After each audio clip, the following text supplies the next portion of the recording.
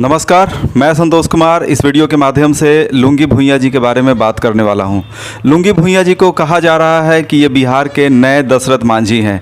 आखिर लुंगी भुइयां जी ने कौन सा ऐसा कार्य किया है जिसकी वजह से वो पूरे भारतवर्ष में चर्चा के विषय बने हुए हैं? तो चलिए बात करते हैं। एक गांव है और उस गांव का नाम है कोठीलावा। कोठीलावा गांव है बिहार का गया डिस्ट्रिक्ट। गया डिस्ट्रिक्ट आपको पता ही है, जहां के दशरथ मांझी भी थे। उसी गया डिस्ट्रिक्ट का एक गांव है कोठीलावा। कोठीलावा गांव गया जो डिस्ट्रिक्ट मुख्यालय है, जिला मुख्यालय, वहां से 90 किलोमीटर दूर है और बांके बाजार प्रखंड है, वहां पे पड़ता है। और ये जो पूरा गांव है ये जंगल से घिरा हुआ गांव है और यहाँ पर काफ़ी पहाड़ी एरिया भी है। पहाड़ी एरिया है, पहाड़ी लोकेशन है वो। इसी गांव में रहते हैं एक व्यक्ति लुंगी भुइयां। लुंगी भुइयां इसी गांव में रहते हैं और लुंगी भुइयां जी का एज है अभी 70 वर्ष, 70 ईयर्स इनका एज है लुंगी भुइयां जी का। और वो न सिर्फ बिहार बल्कि पूरे भारत के लिए रियल हीरो हैं। अब कैसे रियल हीरो है इसी को विस्तार से हम यहाँ पर समझेंगे। देखिए, बिहार के जो नए दशरथ मांझी जिन्हें कहा जा रहा है, उन्होंने क्या किया ऐसा? उन्होंने 30 वर्ष तक लगातार मेहनत करते हुए पहाड़ों से जो पानी निकल रहा था या जो वर्षा का जो पानी निकल रहा था उसको अपने गांव कोठीलावा तक पहुंचा दिया।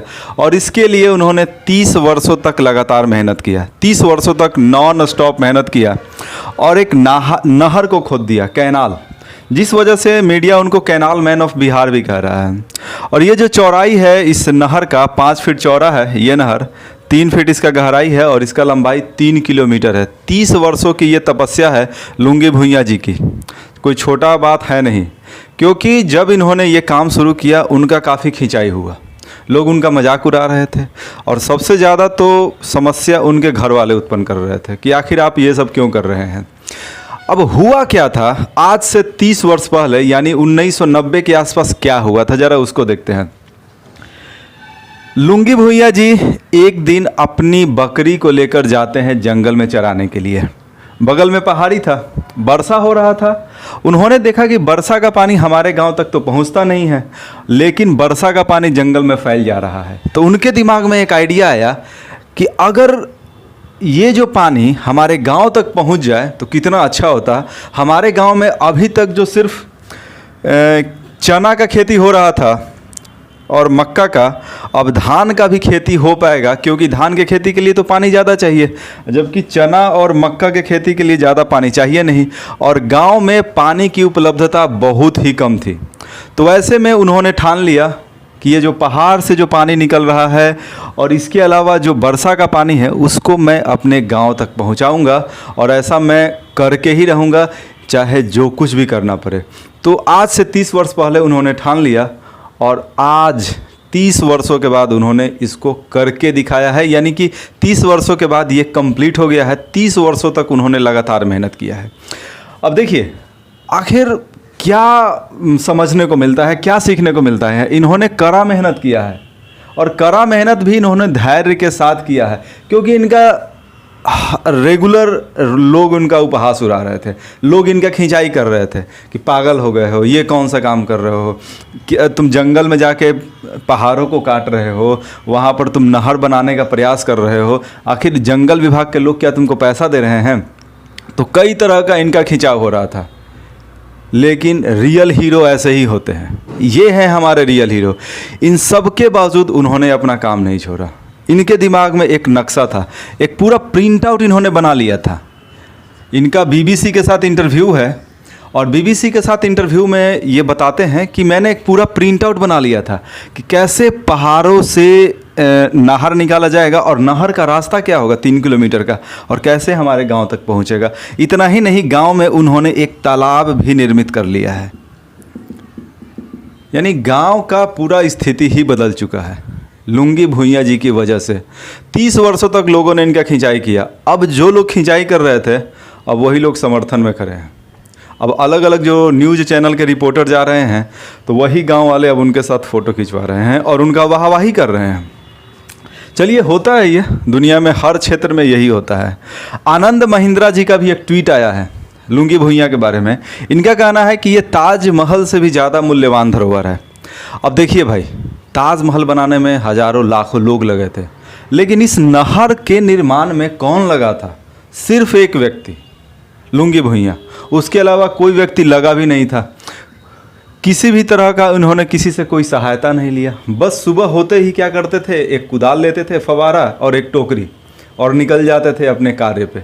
30 वर्षों तक लगातार उन्होंने ऐसा किया। कितना धैर्य उन्होंने रखा। अब सोचिए, अगर कोई एग्ज़ाम आदमी देता है और उसमें अगर रिजल्ट नहीं होता है तो आदमी घबरा जाता है, छोड़ देता है।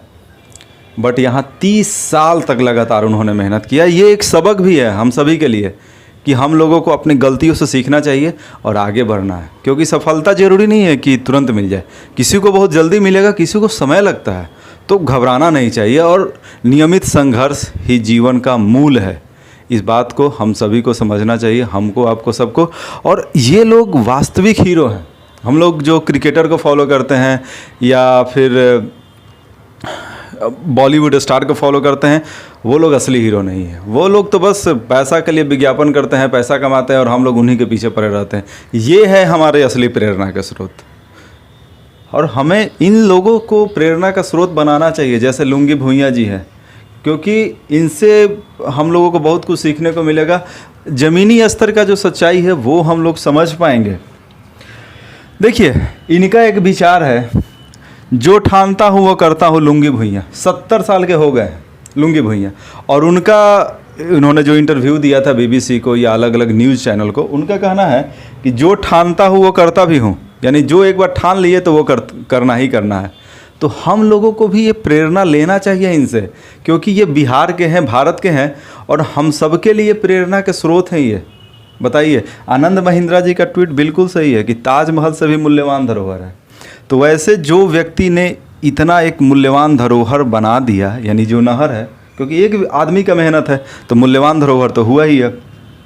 और वैसा व्यक्ति जो बोलता है कि जो ठानता हूँ वो करता हूँ, तो ऐसे लोगों से हमें प्रेरणा लेना चाहिए। जब भी हमें लगे कि हम डिप्रेशन में हैं या अब मैं कुछ नहीं कर पाऊँगा, एक बार लुंगी भुइयां जी के बारे में आपको सोचना चाहिए कि आखिर इनको क्या मिला। इन्होंने किसके लिए ये सब किया?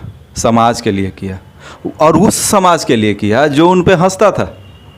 और आज के तारीख में क्या है, गांव में नहर पहुंच चुका है, नहर से पानी आ गया है, गांव में तालाब पहुंच चुका है, और इतना ही नहीं, आसपास के 2 और गांव भी इससे लाभान्वित हो रहे हैं। तो बताइए कितना बड़ा इन्होंने कार्य किया है। एक असंभव सा दिखने वाला कार्य किया है लुंगी भुइयां जी ने।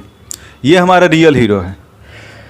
पहले गाँव में चना और मक्का होता था, अब धान भी होगा। लुंगी भुइयां जी का कहना है कि हम लोग भरपेट भोजन नहीं कर पाते हैं, क्योंकि धान नहीं होता है, गेहूं नहीं होता है, पानी की कमी की वजह से।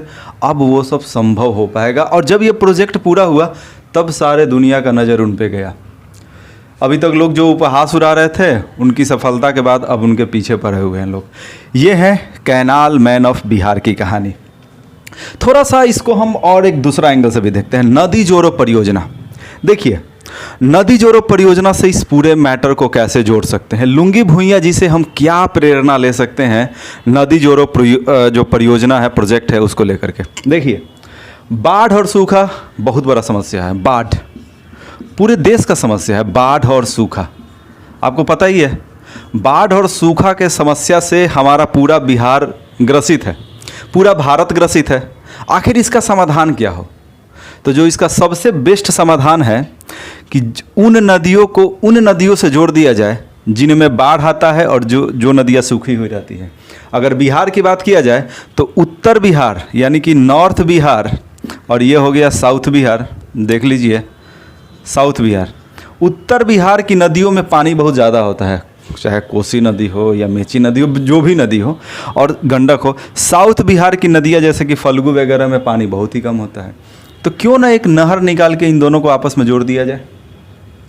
अब सरकार का कहना है कि नहर निकालने में तो बहुत पैसा लगेगा, बहुत कीमती प्रोजेक्ट है, लाखों करोड़ खर्च आएगा। सरकार का कहना है ऐसा करने में, नदी जोड़ो परियोजना में सरकार को सोचना चाहिए यहाँ पर कितना खर्च आया। कुछ भी खर्च नहीं आया। यहाँ कौन सा मशीन लगा? कोई मशीन नहीं लगा, बस एक इंसान का इच्छा शक्ति था तो सरकार अगर चाहें, दृढ़ राजनीतिक इच्छा शक्ति सरकार दिखाएं, तो बाढ़ और सूखा जैसी समस्या का अस्थाई समाधान हो जाएगा। बस नहरों का निर्माण कर देना है, नदियों को जोड़ देना है। और सरकार अगर चाहे तो गांव वालों को प्रोत्साहित करे, गांव वाले खुद इसमें लग जाएंगे करने के लिए। गांव वाले खुद नहरों का निर्माण में लग जाएंगे, मिट्टी कोड़ने लगेंगे वगैरह वगैरह, क्योंकि गांव में सालों भर यानी वर्ष भर खेती का कार्य नहीं होता है।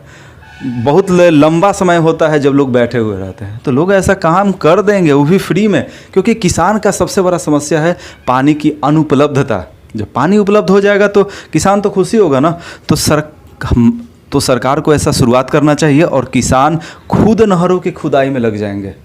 माना कि हर आदमी लुंगी भुइयाँ जैसा जज्बा वाला नहीं है, वैसा मजबूत दृढ़ इच्छा शक्ति वाला नहीं है, लेकिन अगर सरकार पहल करे नहर खुदवाने का, तो उसमें आम लोग बिल्कुल जुड़ जाएंगे और यहाँ बहुत ज़्यादा पैसा खर्च भी नहीं करना पड़ेगा, आम लोग अपना सहयोग दे देंगे। लुंगी भुइयाँ जी ने जिस तरीके से इस नहर का निर्माण किया और पूरे गांव की अर्थव्यवस्था का कायाकल्प ही हो गया है।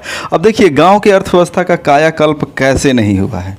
गांव में पानी पहुंच गया है। किसानों से अगर आप बात कीजिएगा, किसान भाई यही बताएंगे कि आप हमारे लिए बस पानी उपलब्ध करा दीजिए, बाकी आपको कुछ करना नहीं है। तो जब पानी पहुंच गया ना, तो सब कुछ होने वाला है। वहाँ तरह तरह की फसलों का उत्पादन होगा। अब धान भी अच्छे तरीके से पैदावार होगा। और किसी भी गाँव में पानी को खरीदना पड़ता है जनरली।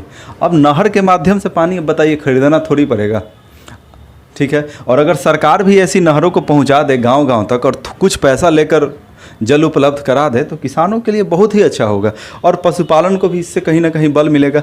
तो इस तरीके से ग्रामीण अर्थव्यवस्था में सुधार हुआ है और इस गांव में कम से कम, और पलायन भी रुकेगा, क्योंकि अभी तक काफ़ी पलायन होता था इस गाँव में। तो ये पूरा कहानी था लुंगी भुइयाँ जी के बारे में, जो हमारे बिहार के रियल हीरो हैं, और रियल हीरो ही नहीं, रियल प्रेरणा के स्रोत भी हैं। क्योंकि दशरथ मांझी 2.0 इन्हें कहा जा रहा है। दशरथ मांझी जी के बारे में पता ही है कि जिन्होंने पहाड़ काट कर रास्ता बना दिया था, पहाड़ का सीना चीर दिया था इन्होंने क्या किया, इन्होंने भी पहाड़ काटा। सिर्फ 3 किलोमीटर लंबी जो रास्ता है, इसमें पहाड़ भी था, मिट्टी वगैरह बहुत कुछ था, पथरीला रास्ता भी था। तो इन्होंने भी पहाड़ काटा और पहाड़ काट कर इन्होंने नहर निकाल दिया है। तो हमें सल्यूट करना चाहिए ऐसे लोगों को और गर्व होना चाहिए कि ये हमारे बिहार के ही हैं। Thank you.